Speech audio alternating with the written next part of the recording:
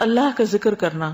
نبی صلی اللہ علیہ وسلم نے فرمایا جو آدمی اپنے بستر پر آئے لیکن اللہ کا ذکر نہ کرے وہ بھی اس کے لیے باعث حسرت ہوگا، یعنی بستر اس کے خلاف گواہی دے گا. عبداللہ بن مسعود کہتے ہیں کہ اللہ کا ذکر کرتے وقت نیند کا آنا شیطان کی طرف سے ہے، یعنی اللہ کے ذکر کے دوران سونا شیطان کی طرف سے. اگر چاہو تجربہ کر کے دیکھ لو، اور جب تم میں سے کوئی سونے کا ارادہ کرے تو اللہ تعالیٰ کا ذکر کرے.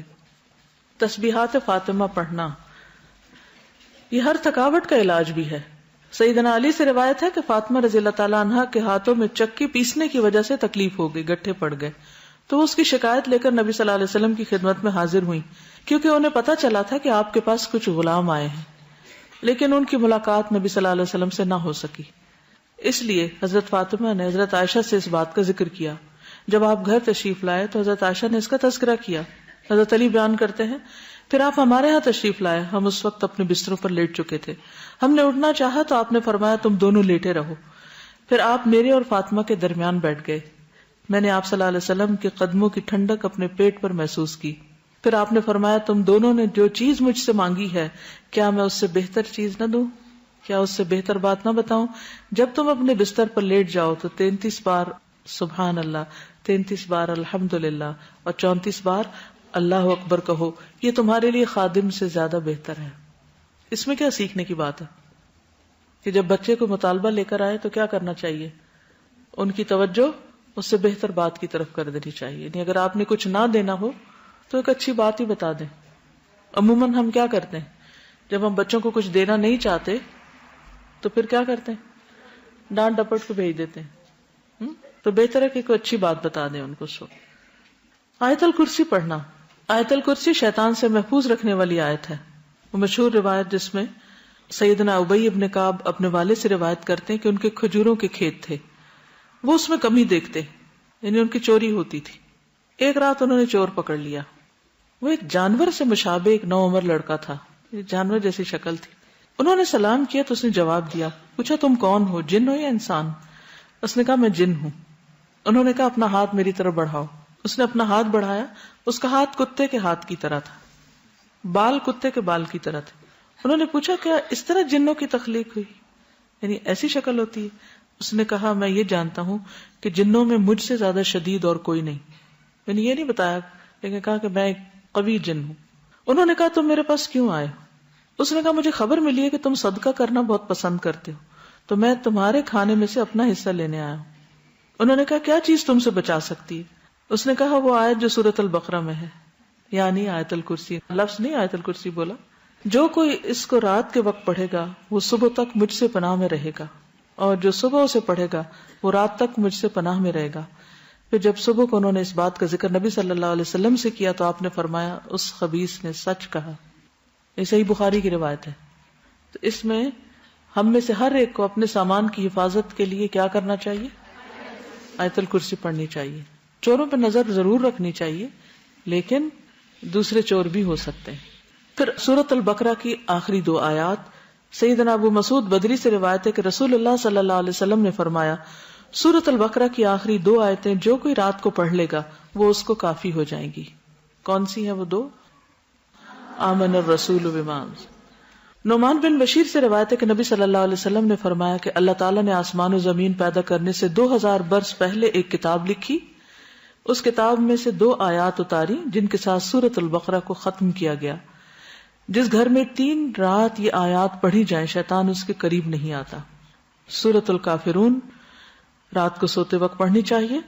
فروہ بن نوفل اپنے والد سے روایت کرتے ہیں کہ نبی صلی اللہ علیہ وسلم نے نوفل سے فرمایا قل یا ایھا الکافرون پڑھو اور اسی پر بات چیت ختم کر کے سو جاؤ، یعنی اس کے بعد اور باتیں نہیں کرو.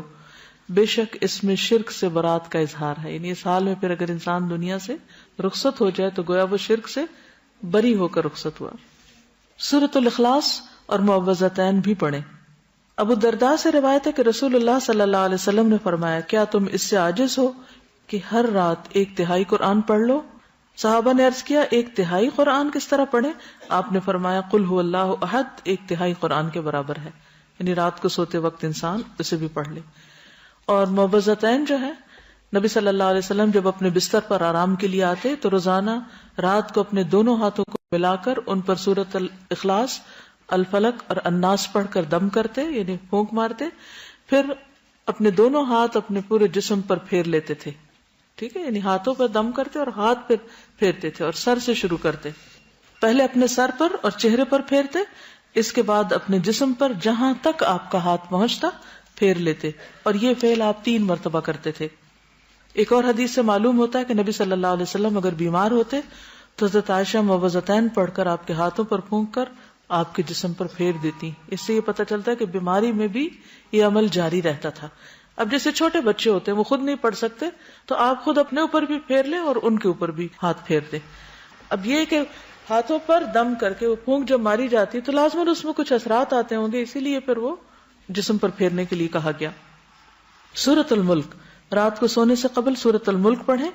ابو ہریرہ رضی اللہ عنہ سے روایت ہے کہ رسول اللہ صلی اللہ علیہ وسلم نے فرمایا، قرآن میں ایک سورت 30 آیتوں کی ہے، اس نے ایک شخص کی شفاعت کی یہاں تک کہ وہ بخش دیا گیا، اور وہ ہے تبارک الذی بیدہ الملک۔ ایک اور روایت کے مطابق یہ عذاب قبر سے رکاوٹ ہے۔ ابو ہریرہ کہتے ہیں، بے شک اللہ کی کتاب میں ایک سورت ہے جو 30 آیات پر مشتمل ہے، وہ ایک شخص کی شفاعت کروائے گی، پھر اسے آگ سے نکلوا لے گی اور جنت میں داخل کروا دے گی، یعنی سورۃ الملک۔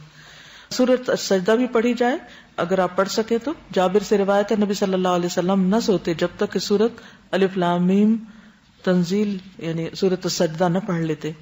ایک اور روایت میں بھی آتا ہے کہ آپ اس وقت تک نہیں سوتے تھے جب تک سورۃ السجدہ اور تبارک نہ پڑھ لیتے۔ حضرت عائشہ سے روایت ہے نبی صلی اللہ علیہ وسلم سوتے نہیں تھے جب تک کہ زمر اور بنی اسرائیل نہیں پڑھ لیتے تھے۔ ہم تو ساری زندگی بھر نہ کبھی ایک دفعہ یہ سب کچھ پڑھا ہو۔ ہم کیوں نہیں پڑھ سکتے؟ ہمیں کیا مشکل ہے؟ کیونکہ ہم بہت مصروف ہیں۔ ہماری اکثریت کی مصروفیت کیا ہے؟ ہمیں تو سونے کا ٹائم نہیں ملتا، تو سوتے سوتے دیر کر دیتے ہیں، پھر اس وقت ہم صورتیں پڑھنے بیٹھ جائیں تو آدھی رات یوں گزر جائے گی۔ پھر کچھ اور مسنون دعائیں بھی ہیں جو رات کو بستر پر آ کر پڑھنی چاہیے۔ ایک تو وہی اللہم قنی عذابک یوم تبعث عبادک، پھر اللہم بسمک اموت واحیا، اور پھر الحمدللہ الذی اطعمنا وسقانا وکفانا وآوانا فکم ممن لا کافی لہ ولا مؤوی۔ حضرت انس کہتے ہیں کہ حضور صلی اللہ علیہ وسلم بستر پر جا کر یہ دعا پڑھا کرتے تھے۔ ایک اور روایت میں زہیر النماری کہتے ہیں کہ آپ یہ پڑھتے تھے، اللہم اغفر لی ذنبی واخسأ شیطانی وفک رہانی وثقل میزانی وجعلنی فی الندی الاعلی۔ اے اللہ میرے گناہ بخش دے، میرے شیطان کو دفع کر دے، میرے نفس کو آزاد کر دے یعنی آگ سے، میرے میزان کو بھاری کر دے، مجھے اعلیٰ مجلس والوں میں شامل کر دے۔ عبداللہ بن عمر نے ایک شخص کو سوتے وقت یہ پڑھنے کو کہا، اللہم خلقت نفسی وانت توفاها لک مماتها ومحیاها ان احییتها فاحفظها وان امتها فاغفر لها اللہم انی اسألک العافیہ۔ پھر ایک اور روایت ابو ہریرہ کہتے ہیں کہ نبی صلی اللہ علیہ وسلم نے فرمایا، جو شخص اپنے بستر پہ جانے لگے تو اسے چاہیے کہ وہ اپنے کپڑے کے کنارے سے اسے 3 بار جھاڑ لے، پھر یہ دعا پڑھے، بسمک ربی وضعت جنبی وبک ارفعہ ان امسکت نفسی فاغفر لها وان ارسلتها فاحفظها بما تحفظ به عبادك الصالحین۔ اے میرے رب، تیرا نام لے کر میں اپنا پہلو رکھتا ہوں، تیرے نام ہی کے ساتھ اس کو اٹھاتا ہوں، اگر تو میری جان کو روک لے تو اسے بخش دینا، اور اگر واپس بھیج دے تو اس کی حفاظت فرمانا، جس طرح تو اپنے نیک بندوں کی حفاظت فرماتا ہے۔ انس بن مالک کہتے کہ رسول اللہ صلی اللہ علیہ وسلم نے فرمایا، جس نے اپنے بستر پر لیٹتے ہوئے یہ دعا پڑھی تو اس نے ساری مخلوق کی بیان کردہ اللہ کی تعریفیں کہہ ڈالی۔ اتنی خوبصورت دعا کہ گویا جتنی مخلوق ہے اللہ کی، وہ جو اللہ کی تعریف کرتی ہے اس نے اس طرح کی تعریف کر ڈالی۔ کیا ہوگی وہ؟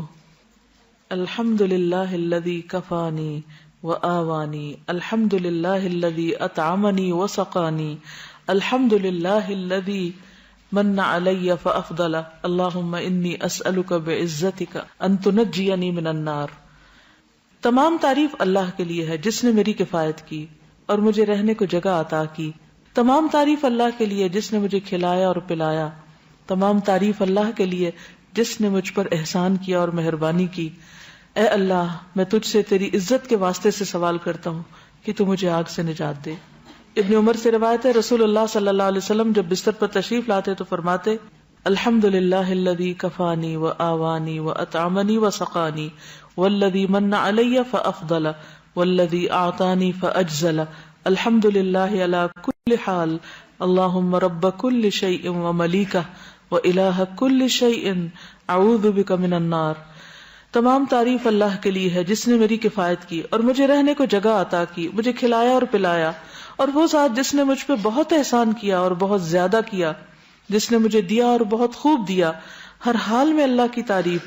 اے اللہ، اے ہر چیز کے پالنے والے اور اس کے مالک، اے ہر چیز کے معبود، میں آگ سے تیری پناہ چاہتا ہوں.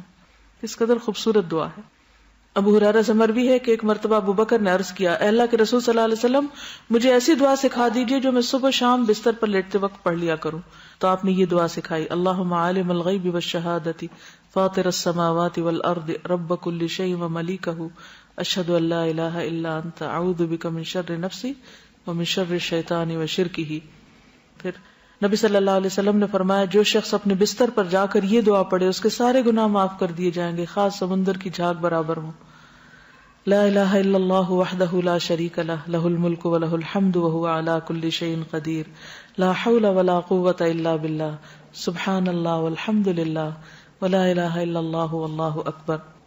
براء بن عازب کہتے ہیں نبی صلی اللہ علیہ وسلم نے ایک صحابی کو وصیت کی اور فرمایا، جب تم بستر پہ جانے لگو تو یہ پڑھا کرو، اللہم اسلمت نفسی الیک وفوضت امری الیک ووجہت وجہی الیک والجأت ظہری الیک رغبتا ورہبتا الیک لا ملجا ولا منجا منک الا الیک آمنت بکتابک الذی انزلت ونبیک الذی ارسلت.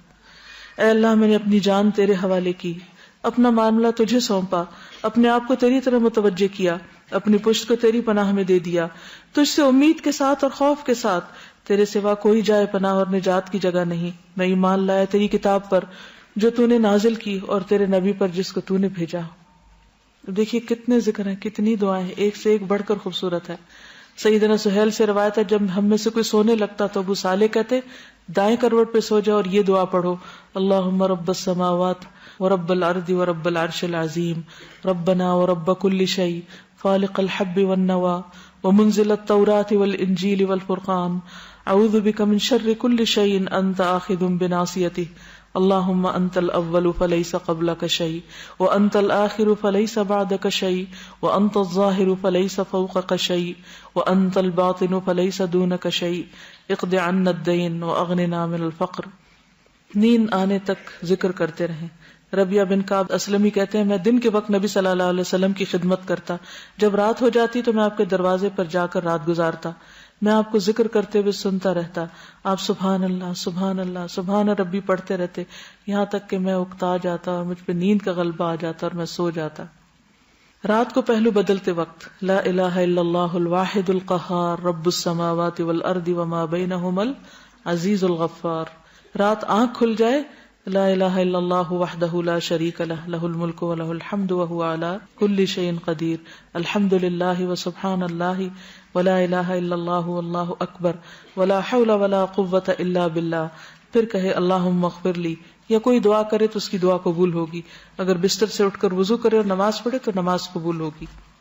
پھر برا خواب آ جائے تو دعا پڑھیے، اعوذ باللہ من شر الشیطان وشرہا. پھر نیند میں ڈر جانے پر بھی دعا پڑھے، اعوذ بکلمات اللہ التامات من غضبہ وعقابہ وشر عبادہ ومن ہمزات الشیاطین وان یحضرون. زبانی یاد کر لیں ورنہ رات کو اٹھ کے لائٹ آن کر کے کہاں سے ڈھونڈ کے پڑھیں گے. نیند میں ڈر جائیں تو پڑھیں اعوذ بکلمات اللہ التامات من غضبہ وعقابہ وشر عبادہ ومن ہمزات الشیاطین وان یحضرون. پھر اسی طرح خالد بن ولید کہتے ہیں، میں رات کو نیند میں گھبرا جایا کرتا تھا، تو نبی صلی اللہ علیہ وسلم کی خدمت میں حاضر ہوا تو میں نے عرض کی، میں رات کو نیند میں ڈر جاتا ہوں تو میں اپنی تلوار اٹھا لیتا ہوں اور جو چیز سامنے آتی ہے اسے مار ڈالتا ہوں. آپ نے فرمایا، کیا میں تمہیں وہ کلمات نہ سکھاؤں کہ جو روح الامین نے مجھے سکھائے؟ میں نے کہا کیوں نہیں. آپ نے فرمایا، کہو اعوذ بکلمات اللہ التامات التی لا یجاوزہن بر ولا فاجر من شر ما ينزل من السماء وما يعرج فيها ومن شر فتن اللیل والنہار ومن کل طارق الا طارقا یترک بخیر یا رحمان. اسی طرح ایک اور روایت میں ہے، رسول اللہ صلی اللہ علیہ وسلم نے فرمایا، جو رات میں تکلیف اور مشقت اٹھانے سے گھبرائے اور ڈرے کہ دشمن اس سے لڑے تو وہ کثرت سے یہ کلمات پڑھے، سبحان اللہ والحمد للہ ولا الہ الا اللہ واللہ اکبر. وآخر دعوانا ان الحمد للہ رب العالمین.